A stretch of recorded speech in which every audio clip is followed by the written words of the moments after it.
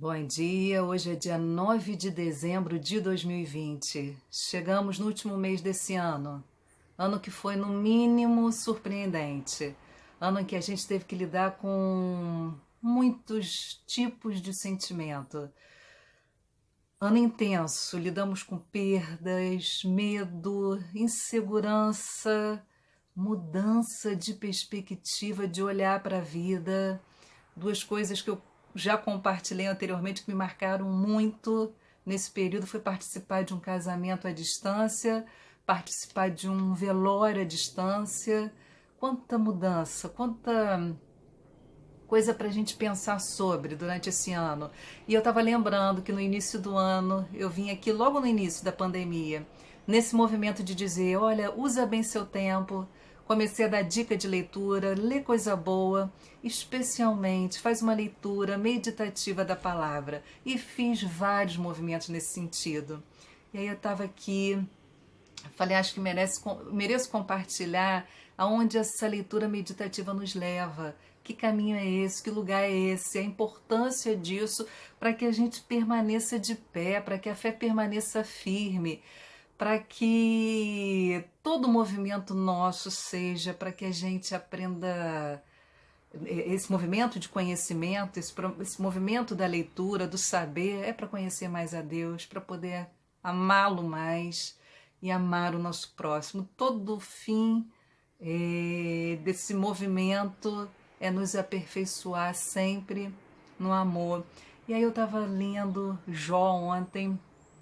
O livro de Jó não é um livro que você pode ler com pressa. Nenhum livro. Eu sempre faço repetindo esse movimento de ler com calma.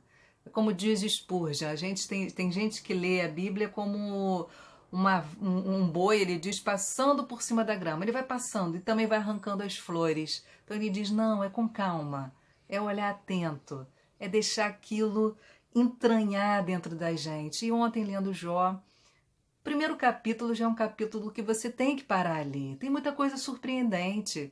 Tem diálogos ali logo no início que deixam, que mexem com a gente, que nos faz levar perguntas ao nosso Deus, a começar esse diálogo que a gente tem liberdade para ter com o nosso Deus. Mas eu destaquei aqui uma pergunta que está no capítulo 1, versículo 9, que eu anotei de diversas formas, diversas traduções da Bíblia, né?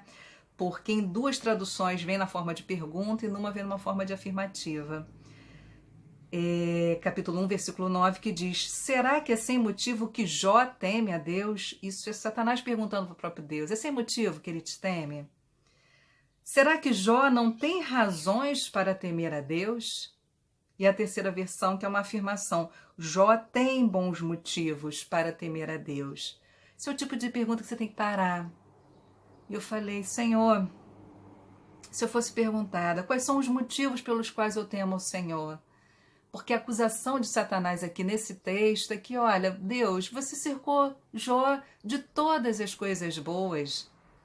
Cercado dessa forma, que a tese que é colocada é o seguinte: se você cerca, né, é como se ele quisesse dizer o seguinte: a nossa relação com Deus é baseada no seguinte: se eu me comporto bem, eu sou premiado. Se eu me comporto mal, eu sou punido. Então Jó tem se comportado bem, tem sido cercado de todos os cuidados e essa é a razão pela qual ele te teme. E é uma pergunta que você tem que parar nessa pergunta.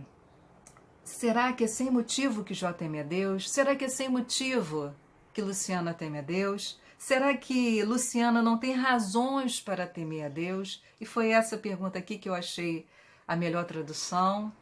Quais são as razões pelas quais eu temo a Deus? É porque Ele me cerca de cuidado? É porque eu não tenho... Eu vou falar desse ano. Eu não perdi ninguém próximo. Eu não sofri dano financeiro. Meus filhos estão bem, minha casa está bem. É por isso que eu temo a Deus? Por que eu temo ao Senhor? Pergunta essencial, a gente precisa saber responder. Por que a gente ama esse Deus? E depois, uma que complementa, é quando Deus fala para Satanás, depois que ele volta, né? Deus permite, lê lá o livro de Jó, Deus permite que Satanás faça algumas coisas com ele, coisas difíceis. Ele perde filhos, ele perde coisas, perde filhos. E Deus fala quando Satanás volta. Percebe que Jó manteve a sua integridade? O que é integridade aqui nesse texto? E recorrentemente na palavra de Deus. Ele manteve o seu coração íntegro. Ele manteve Deus como centro, ele não se dividiu, a sua fé não foi dividida. Como Jesus disse, né? Uma casa dividida, ela não permanece de pé. Jó manteve o coração íntegro, ele continuou temendo a Deus. E depois a esposa dele diz, ainda conservas a tua integridade? O que mantém Deus inteiro dentro de você? Como que você mantém a sua fé depois? Porque depois a outra prova, outra aflição pela qual Jó passa, é uma doença terrível. Então ele perde coisas, ele perde filhos e ele sofre a dor de uma doença que é aguda, uma doença que traz dor, que traz desespero a Jó. Como Jó mantém íntegro o seu coração, como ele mantém inteira a sua fé, como ele não dividiu o coração buscando fora de Deus resposta. Tem que parar e pensar sobre isso, tem que parar e você saber responder o sob qualquer situação você se manteria íntegro na sua fé, não tiraria Deus desse lugar central da sua vida. E aí é o que eu falo da boa leitura. Fiquei com isso, né, na cabeça quando li de manhã. E aí no final do dia fui ler um livro que depois, quando eu terminar de ler, eu vou vir aqui indicar. Um livro lindo de Agostinho, que chama Solilóquios e a Vida Feliz. É um diálogo que ele tem com ele mesmo. O solilóquio é isso. É essa conversa que você tem com você mesmo. E Agostinho vai por esse caminho de fazer perguntas à sua razão. É isso que ele faz. E aí, numa das respostas dele, na forma que ele invoca Deus, ele começa a dizer Deus e fala características de Deus. Deus, e eu vou falar algumas, porque isso, junto, claro, com outras respostas que o Espírito Santo deu para minha alma, me fez responder essa pergunta, me levou para esse lugar de certeza e segurança. Ouve o que eu vou ler aqui de Agostinho. Ele diz, eu te invoco, Deus, verdade, em quem, por quem e mediante quem é verdadeiro tudo que é verdadeiro. Deus, sabedoria, em quem, por quem e mediante quem tem sabedoria todos os que sabem.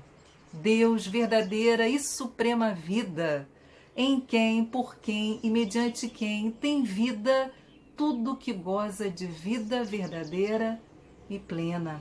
Deus, felicidade, em quem, por quem e mediante quem são felizes todos os seres que gozam de felicidade. Deus de verdade, de sabedoria, Deus que é suprema vida, Deus que é felicidade. Está ouvindo o que Agostinho está dizendo?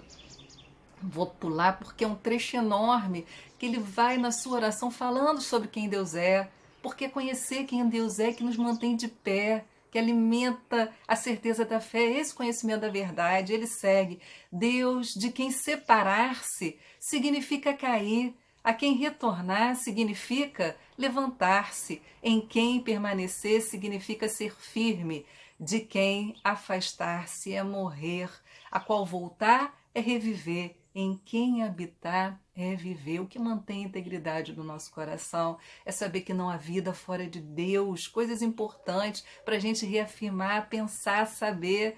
Deus a quem a fé nos estimula, a esperança nos eleva, o amor nos une. Deus por quem não caímos diante das adversidades.